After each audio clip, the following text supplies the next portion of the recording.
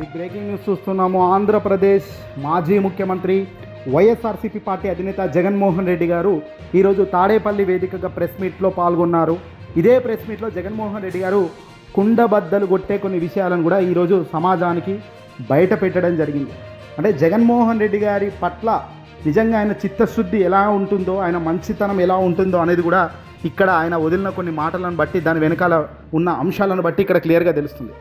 ఈరోజు చంద్రబాబు నాయుడు గారు తెలుగుదేశం పార్టీలో ముఖ్యమంత్రి స్థానంలో ఉన్నప్పటికీ పదే పదే జగన్మోహన్ రెడ్డి గారి వ్యక్తిత్వ రాజకీయ జీవితాలపైన, అలాగే గన్ కల్చర్ అంటూ జగన్ ఏదో రౌడీ అని, జగన్ ఏదో గుండా అని, జగన్ ఏదో బెదిరిస్తాడు, చంపేస్తాడు అనేటట్టుగా ప్రొజెక్షన్ ఇవ్వడంలో మొదటి నుంచి చంద్రబాబు, ఆయనకు బాజా కొట్టే మీడియా, ఎల్లో మీడియా ఇవంతా కూడా ముందు వరుసలో నిలబడి ప్రచారం చేస్తూ పోయారు. కానీ వాస్తవానికి జగన్ అంటే నిజంగా అంతటి దారుణమైన వ్యక్తి ఏం కాదు. చాలా మంచి మనిషి, చాలా విలువలతో కూడిన రాజకీయం చేస్తాడు, చాలా వ్యక్తిత్వం కలిగిన రాజకీయ మనిషి అని కూడా అనేక మంది రాజకీయ నాయకులు చెప్తూ వచ్చారు. సరే, ఇదంతా కాసేపు పక్కన పెడితే జగన్మోహన్ రెడ్డి గారిని ఇటీవల చంద్రబాబు పదే పదే ప్రజల్లోకి వెళ్ళి భయభ్రాంతులకు గురి చేసేలా ఎక్కడ జగన్ అధికారంలోకి వస్తాడో అనే విధంగా మళ్ళీ చంద్రబాబు ఒక కొత్త రాజకీయాన్ని మొదలుపెట్టారు. జగన్ గొడ్డలి రాజకీయం అంటున్నారు. గొడ్డలి మళ్ళీ వస్తుంది తమ్ముళ్ళు జాగ్రత్త అంటూ ఇటీవల చంద్రబాబు ఒక వ్యాఖ్య చేశాడు ఓ సందర్భంగా. ఎవడిదిరి గన్ కల్చర్? పదే జగన్మోహన్ రెడ్డి గారిపై గన్ కల్చర్ అన్నారు. ఆ పేరులోనే, జగన్ అనే పేరులోనే గన్ ఉంది తమ్ముళ్ళు జాగ్రత్త అన్నాడు చంద్రబాబు నాయుడు గారు. ఇక్కడ ఈ రెండింటిపైన కాదు, అనేక సందర్భాల్లో ఈ గొడ్డలి రాజకీయం, బాబాయిని హత్య చేశారు, ఇవన్నీ కూడా జగన్ తాజా ప్రెస్ మీట్లో గట్టిగానే మందలించడం జరిగింది. ముందుగా ఎవడిదిరా గొడ్డలి రాజకీయం, ఎవడిదిరా గన్ కల్చర్? చంద్రబాబు ఇటీవల చేస్తున్న అనేక వ్యాఖ్యలపై, తన రాజకీయ దారుణంగా తన రాజకీయ జీవితంలో తాను చేస్తున్న విధి విధానాలపై జగన్మోహన్ రెడ్డి గారు ఆగ్రహం చెందారు. అలాగే జగన్మోహన్ రెడ్డి గారి తాత మరణానికి గల కారణాన్ని కూడా ఇప్పుడు చెప్పుకొచ్చారు. గతంలో మా తాత రాజారెడ్డి గారు మరణించారు, నాన్న రాజశేఖర రెడ్డి గారు మరణించారు. వాస్తవానికి వీళ్ళందరి మా కుటుంబంలో మాకు జరిగిన దారుణమైన ఘట్టాలు ఇవన్నీ కూడా. అంటే మేము బాధితులము, నష్టపోయిన వాళ్ళం మేము అన్నారు జగన్మోహన్ రెడ్డి గారు. నిజంగా మాది గన్ కల్చరా, నిజంగా మాది గొడ్డలి రాజకీయమా? మా మనుషులు చనిపోతే సాక్షాత్తు మా తాత రాజారెడ్డి గారు చంపింది ఎవడు? ఈ ఘటన జరిగినప్పుడు చంద్రబాబు నాయుడు గారు అసెంబ్లీ కంటే ముందు రోజుల్లోనే ఇది జరిగింది, అసెంబ్లీ సమావేశాలకు. ఆ టైంలో చంద్రబాబు నాయుడు గారు ముఖ్యమంత్రిగా లేదా? చంద్రబాబు హయాంలో ఇదంతా జరగలేదా? ఎక్కడ వైఎస్ రాజశేఖర రెడ్డి గారు పెద్ద ఎత్తున తాను ఎదుగుతాడో అన్న భయంతో తన తాతను చంపి వైఎస్ రాజశేఖర రెడ్డి గారికి ఒక భయం కల్పించాలనే ఒక దారుణమైన గొడ్డలి రాజకీయం చేసింది చంద్రబాబు నాయుడు గారు కాదా? ఆ కేసుల్లో దోషులు, అంటే జగన్మోహన్ రెడ్డి గారి తాతగారిని చంపిన దోషులను సాక్షాత్తు హైదరాబాద్ ఎన్టీఆర్ ట్రస్ట్ భవన్లో దాపెట్టి రక్షించింది ఎవడు అని జగన్ ప్రశ్నించాడు. ఈసారి మా నాన్న కూడా అంతే. వైఎస్ రాజశేఖర రెడ్డి గారి విషయంలో నాన్న చనిపోయిన ముందు 2 రోజుల ముందు అసెంబ్లీలో చంద్రబాబు ఏమన్నారు? మళ్ళీ నువ్వు అసెంబ్లీలో ఎలా అడుగు పెడతావో చూస్తాను అంటూ ఒక గట్టి వ్యాఖ్యలు చేశారు. అది ఆ మాటలు అన్న 2 రోజులకే రాజశేఖర రెడ్డి గారి హెలికాప్టర్కు సంబంధించిన ప్రమాదం జరిగింది. ఇప్పటికి కూడా అనేక లొసుగులు ఉన్నాయి, అవి ఏవి కూడా బయటకు రావడం లేదని జగన్మోహన్ రెడ్డి గారు సాక్షాత్తు జగన్మోహన్ రెడ్డి గారి ప్రెస్ మీట్లోనే అన్నారు. ఈ వ్యాఖ్య ఎవరిది గొడ్డలి రాజకీయం? ఈ గొడ్డలి రాజకీయం అంటున్నారు మా చిన్నాన్న వివేకానంద రెడ్డి గారికి సంబంధించి హత్య రాజకీయం.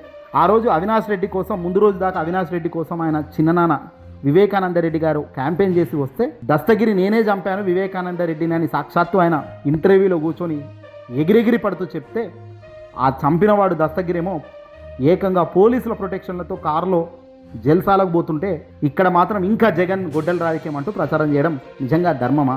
చంపినవాడు నేను చంపాను అని అన్నాడు, అయినా పీకింది ఏం లేదు. అసలు అయ్యా చంద్రబాబు, అసలు ఎవరిదయ్యా గొడ్డలి పార్టీ అని? ఎవరిదయ్యా గన్ కల్చర్? ఎవరిదయ్యా హత్య రాజకీయాలు?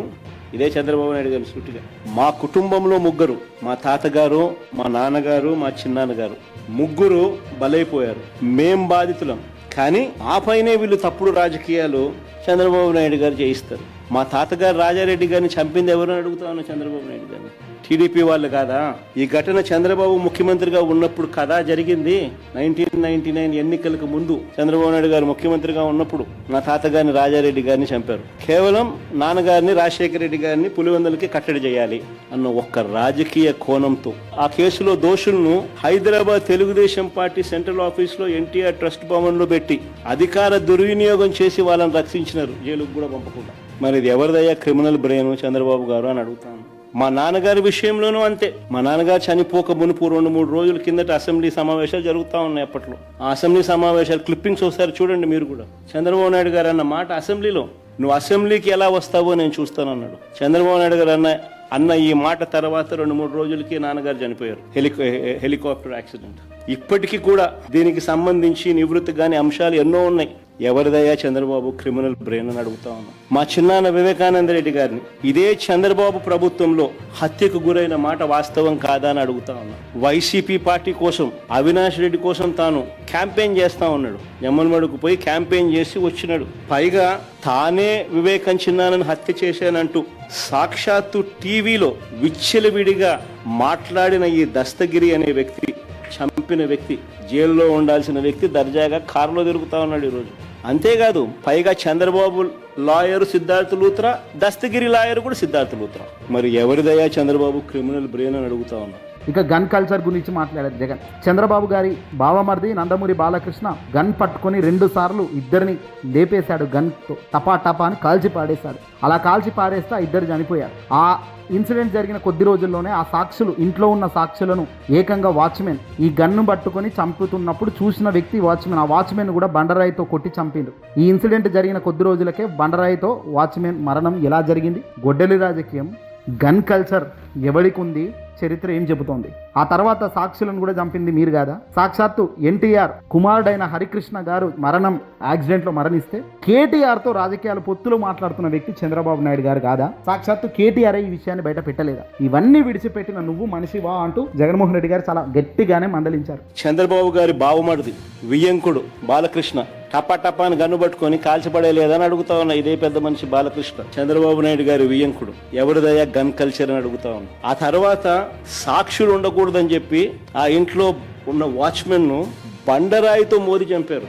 ఇంకొక ఇన్సిడెంట్, పాపం ఎన్టీఆర్ గారి అబ్బాయి హరికృష్ణ గారు యాక్సిడెంట్ లో ఆయన చనిపోతే పరామర్శ కోసం అని చెప్పి పోయి చంద్రబాబు నాయుడు గారు కేటీఆర్ తో పొత్తులపై చంద్రబాబు మాట్లాడారు శవాన్ని పెట్టుకుని.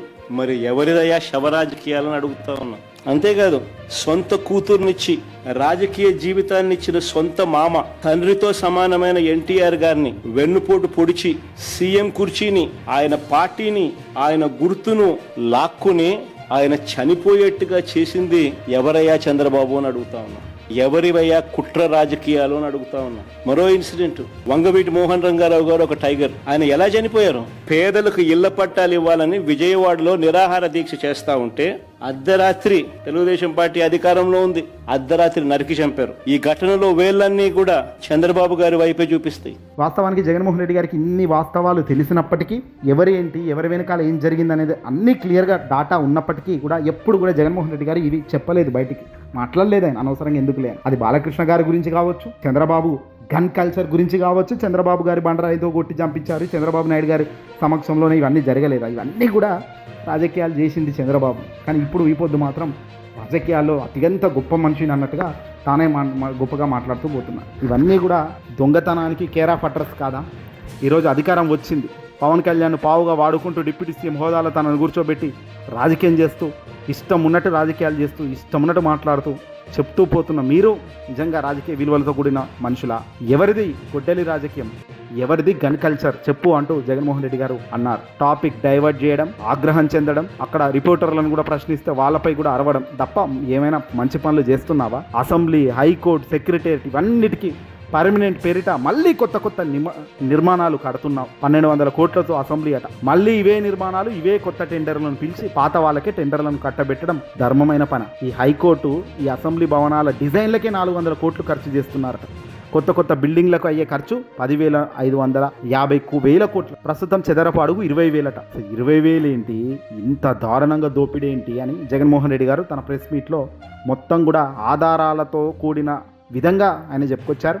ఇదే మాదిరిగా జగన్ మావిగన్ అంటే చంద్రబాబు గుండె ఆగిపోయేలా ఉందని, బహుశా చంద్రబాబు చనిపోతాడేమో ఈ మావిగన్ అంటే అని కూడా జగన్మోహన్ రెడ్డి గారు అన్నారు. చంద్రబాబు ముఖ్యమంత్రిగా ఉండటం ఆంధ్రప్రదేశ్కి చేసుకున్న దురదృష్టమని, ఏపీకి రాజధాని లేకుండా చేస్తున్నారని, చంద్రబాబు నిర్ణయాలతో భవిష్యత్తులో కూడా రాజధాని లేకుండా చేస్తున్నారని, రోడ్లు, నీరు, డ్రైనేజీ, మౌలిక సదుపాయాలకే 2 లక్షల కోట్లు ఖర్చు అవుతుంటే ఆచరణ సాధ్యం కాదని తెలిసినా ముందుకు పోతున్న విధానం ఎందుకన్నారు? స్కాముల కోసమే చంద్రబాబు ముందుకు వెళ్తున్నారు. ఇప్పటికీ అమరావతి కోసం 47,387 కోట్లు అప్పు చేశారు. ఖజానా నుంచి 9,200 కోట్లు గుంజేశారు. స్కాముల కోసం రాష్ట్ర ప్రజలు వెన్నుపోటు విరుస్తున్నారు. ప్రశ్నిస్తే చంద్రబాబుకు బీపీ పెరిగిపోతుంది. రాజధాని ఉండాలనే మావిగన్ ప్రతిపాదించాం. రాష్ట్ర పరిస్థితుల దృష్ట్యా మావిగన్ ప్రత్యామ్నాయంగా చూపించాం. అమరావతి అయితే జీరో అని మొదలు పెట్టాలి, అదే మావిగన్ అయితే అన్నీ ఉన్నాయి, ప్రజలు కూడా మావిగన్కు మద్దతున్నారు, అది తట్టుకోలేక చంద్రబాబు ఇష్టం ఉన్నట్లు మాట్లాడుతున్నారు, తాను మాట్లాడింది కాకుండా మంత్రులతో బూతులు తిట్టిస్తున్నారు, ఏపీ ప్రజలు అష్టకష్టాలు పడుతున్నారు, ఇచ్చిన హామీలు చంద్రబాబు వెన్నుపోటు పొడిచారు, ప్రజల బాగోగులు గాలికి వదిలేశారు, రాష్ట్రాన్ని జంగిల్ రాజుగా మార్చేశారు, ఎవరైనా ప్రశ్నిస్తే కేసులతో అణగదొక్కుతున్నారు, 2 ఏళ్లలో ఏం మంచి చేశాడో చంద్రబాబు చెప్పగలుగుతాడా అని ప్రశ్నించారు జగన్. ఈ 2 ఏళ్లలో చంద్రబాబు ప్రోగ్రెస్ ఒక్కటే, చంద్రబాబు షూరిటీ మోసం గ్యారంటీ తప్ప ఏమీ చేయలేదు. రాష్ట్రంలో విచ్చలవిడిగా అవినీతి దోపిడీ జరుగుతుందని, చంద్రబాబు మాత్రం డైవర్షన్ పాలిటిక్స్ మాత్రమే చేస్తున్నారని, తప్పులను ప్రశ్నిస్తే మాత్రం ఆయనకు బీపీ పెరిగిపోయి ఆ ఎవడైతే ఏం మాట్లాడుతుండో ఆ మాట్లాడినోని తీసుకుపోయి లోపడేసడం తప్ప మరొకటి లేదు. రాజకీయం మొత్తం కూడా అట్టడుగుపోయే పరిస్థితికి వచ్చిందని కూడా ఈ సందర్భంగా జగన్మోహన్ రెడ్డి గారు అంటున్నారు. ఏదేమైనప్పటికీ కూడా తాజాగా జగన్మోహన్ రెడ్డి గారు లేవనెత్తిన అనేక అంశాలు నిజంగా పెద్ద ఎత్తున చర్చకు దారితీస్తున్నాయి. ఈ వీడియోని వస్తే లైక్ కొట్టి షేర్ చేయండి.